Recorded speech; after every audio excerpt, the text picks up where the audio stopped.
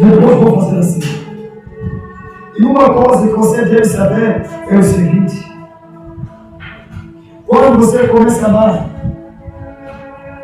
não espere que você vai terminar bem. Não começar a amar e dizer que depois vou terminar bem. Você está enganado. Está a ver como que nós começamos ali, essa construção. Ali, se fosse que o mestre errava, ia continuar a errar. Mesmo tentar fixar bem, não dá certo. Lá se fecha a frente ou se abre.